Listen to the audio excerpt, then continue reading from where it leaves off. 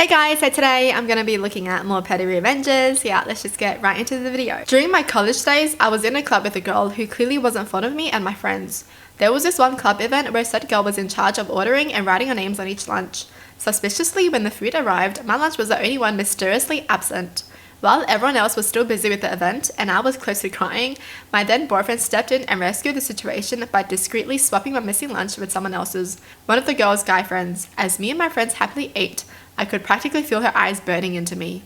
There was nothing she could do without exposing her own petty act. Oh! They didn't even have to do anything, basically. Wow, that's good. The fact that the jealous girl couldn't even say anything, because she knows if she does, then she gets exposed.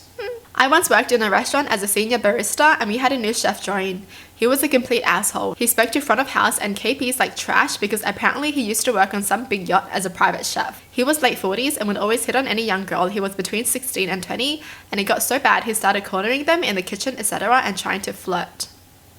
Myself and others brought it up to management, but they didn't care. So I thought the only way I could get back is by making his 12-hour shift miserable, by always giving him decaf, and I told the other baristas to do the same. He'd have 4 coffees and still be yawning, and I think, yeah, F you.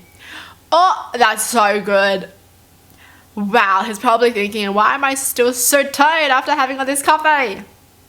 Deserved it. This is why you should always treat your workers or people that you work with nice. Seriously, especially people who are making food for you. My roommate from hell has been pissing me off for various reasons. Not cleaning, throwing tantrums over the smallest things, using my stuff, leaving her dirty things lying around. I've always been the bigger person and have picked up after her or just ignored her whenever she's making a big deal of something. But I've had enough. I read somewhere that super glue works well on locks and metal, so I may have put a few drops of it on her suitcase's zipper and lock. Might also do the same in the lock on her door. She's traveling soon, so she'll be unhappy to find out that her zipper is stuck or that her key to her bedroom door is suddenly not working.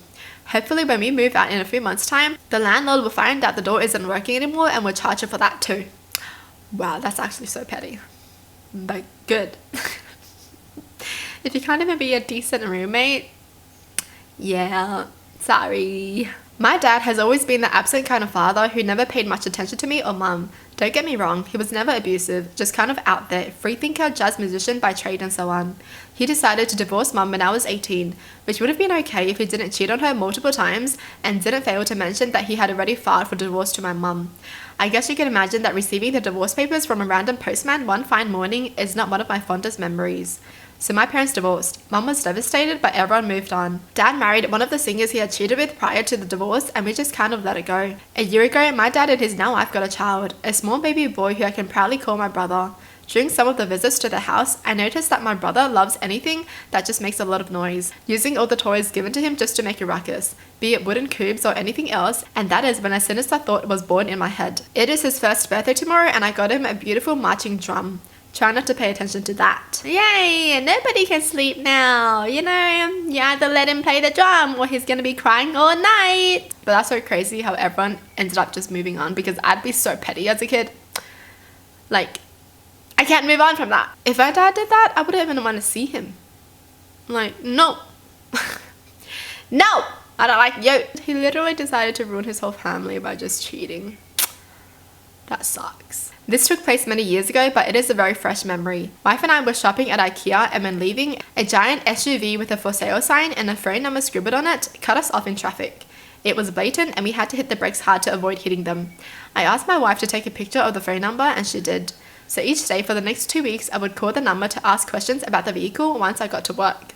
Here is where it gets petty. I get to work at 5:30 a.m. So for 9 weekdays, I get every other Friday off. I call the number at 5:30 from my phone far from my office in a common area. There was no way to tie the calls back to me as there were many of us arriving that time too.